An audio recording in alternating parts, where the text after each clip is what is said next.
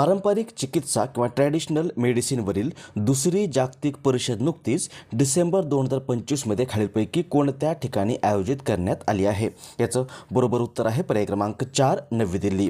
पारंपरिक चिकित्सावरील दुसरी जागतिक परिषद नुकतीच डिसेंबर 2025मध्ये नवी दिल्लीतील भारत मंडपम या ठिकाणी आयोजित करण्यात आली आहे.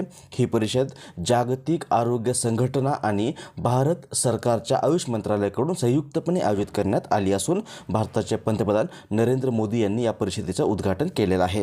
या परिषदेमध्ये जगभरातील नेते, धोरणकर्ते, शास्त्रज्ञ, डॉक्टर आणि स्थानिक भागधारक सहभागी झाले होते. उत्तर असेल पर्याय क्रमांक 4 नवी दिल्ली. आणि ही परिषद पारंपरिक औषधांना वैज्ञानिक आधार देणं, त्यांच्या सुरक्षित प्रभावी वापराला प्रोत्साहन देणं, आयुर्वेद, योग, युनानी, सिद्ध, होमिओपॅथी यासारख्या पद्धतीनं चालना देणे, तसंच संशोधन, नवकल्पना आणि नियामक बळकटीकरणावर भर देणं या उद्देशाने करण्यात आलेली आहे. उत्तर असेल पर्याय क्रमांक 4.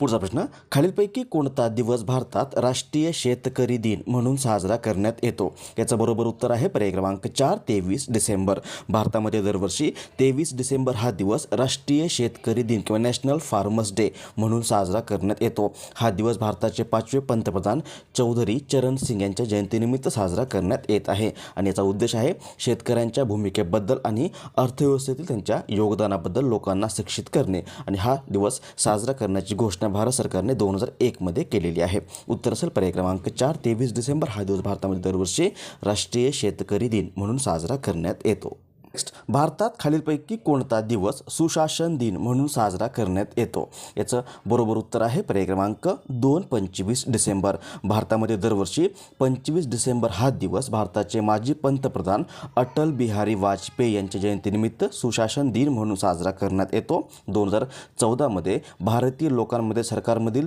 जबाबदारीची जाणीव करून देऊन पंतप्रधान वाजपेयी यांचा सन्मान करण्यासाठी या दिवसाची स्थापना करण्यात आलेली आहे. पर्याय क्रमांक 2 25 डिसेंबर हे याचं बरोबर उत्तर आहे.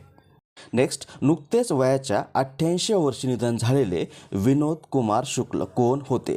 याचं बरोबर उत्तर आहे पर्याय क्रमांक 1 साहित्यकार. विनोद कुमार शुक्ल हे ज्ञानपीठ पुरस्कार विजेते हिंदी भाषेतील लेखक होते आणि मार्च 2025मध्ये त्यांना अपवादात्मक आणि काव्यमय कार्यासाठी भारताचा सर्वोच्च साहित्यिक सन्मान असलेला 59वा ज्ञानपीठ पुरस्कार देऊन सन्मानित करण्यात आलं होतं. यासोबतच त्यांना 1999मध्ये साहित्य अकादमी पुरस्कार देखील मिळालेला आहे आणि यांचं नुकतंच आता वयाच्या 88व्या वर्षी निधन झालेलं आहे.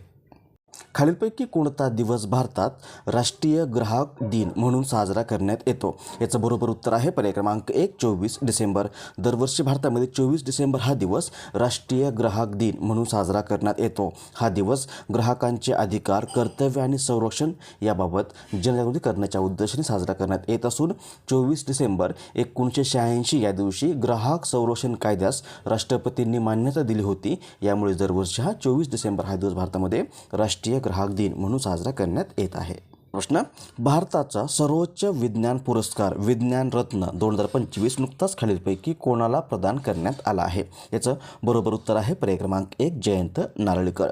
विज्ञान रत्न पुरस्कार हा भारत सरकारकडून विज्ञान आणि तंत्रज्ञानातील आजीवन योगदानासाठी दिला जाणारा सर्वोच्च राष्ट्रीय सन्मान आहे, जो राष्ट्रीय विज्ञान पुरस्कार योजनेअंतर्गत येतो. यामध्ये विज्ञान श्री, विज्ञान युवा, विज्ञान टीम यासारख्या इतर श्रेणींचा समावेश होतो. आणि नुकतंच दिवंगत खगोलशास्त्रज्ञ जयंत नारळीकर यांना मरणोत्तर हा विज्ञान रत्न हा सर्वोच्च पुरस्कार देऊन सन्मानित करण्यात आलेला आहे.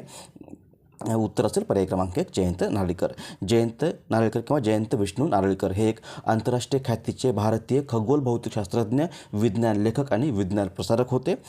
यांचं निधन काही दिवसापूर्वी म्हणजे 20 मे 2025 या दिवशी पुणे या ठिकाणी झालेलं आहे. आणि यापूर्वी यांना 2010मध्ये महाराष्ट्र भूषण पुरस्कार मिळालेला आहे. 2004मध्ये यांना पद्मविभूषण आणि 1965मध्ये पद्मभूषण या पुरस्काराने सन्मानित करण्यात आलं होतं. यासोबतच ते 94व्या अखिल भारतीय मराठी साहित्य संमेलन जे नाशिकमध्ये झालं होतं याचे अध्यक्ष देखील राहिलेले आहेत.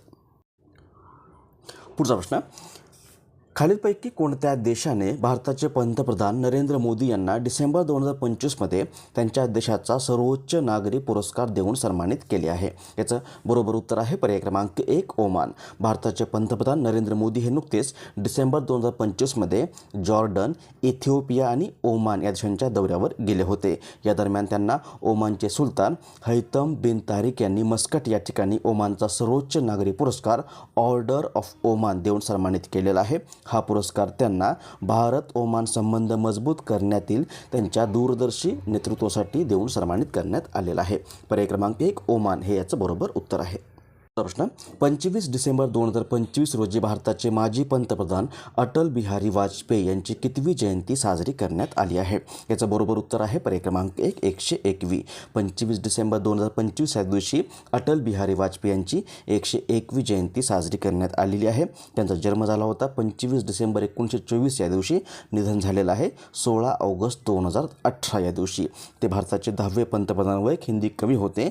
यांना 1994मध्ये लोकमान्य टिळक पुरस्कार, 1992मध्ये पद्मविभूषण आणि 2014मध्ये भारतरत्न हे पुरस्कार देण्यात आलेले आहेत. नेक्स्ट, खालीलपैकी कोणत्या राज्य सरकारने नुकतीच फुटबॉलपटूंसाठी प्रोजेक्ट महादेव नावाची योजना सुरू केली आहे? याचं बरोबर उत्तर आहे पर्याय क्रमांक 1 महाराष्ट्र. महाराष्ट्र राज्य सरकारने फुटबॉलमधील प्रतिभांना निखारा देण्यासाठी ही प्रोजेक्ट महादेवा नावाची एक योजना सुरू केलेली आहे.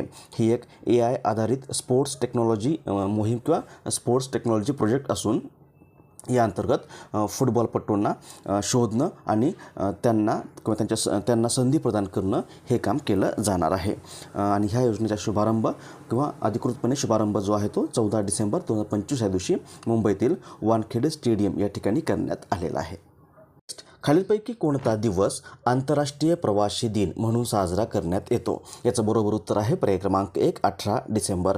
दरवर्षी 18 डिसेंबर हा दिवस आंतरराष्ट्रीय प्रवासी दिन म्हणून साजरा करण्यात येतो. हा दिवस जगभरातील प्रवाशांच्या अधिकारांचं रक्षण करणं आणि त्यांचे आर्थिक व सामाजिक योगदान यांचा सन्मान करणं या उद्देशाने साजरा करण्यात येत असून यावर्षी हा दिवस migratory cultures and development या थीमखाली साजरा करण्यात आलेला आहे. नेक्स्ट, एक्झरसाइज ॲव्हिया इंद्रा 2025 हा संयुक्त हवाई सराव भारताने नुकताच कोणत्या देशासोबत केला आहे? याचं बरोबर उत्तर आहे पर्याय क्रमांक 3 रशिया. भारतीय हवाई दल आणि रशियन फेडरेशन एरोस्पेस फोर्सेस यांनी नुकताच 15 ते 22 डिसेंबर 2025 या कालावधीमध्ये एक्झरसाइज ॲव्हिया इंद्रा 2025 हा संयुक्त हवाई सराव केलेला आहे. 2014 सुरू झालेला हा सराव जो येतो दोन्ही देशातील सहकार्य दृढ करण्याच्या उद्देशाने आयोजित करण्यात येतो. पर्याय क्रमांक 3 रशिया हे याचं बरोबर उत्तर आहे.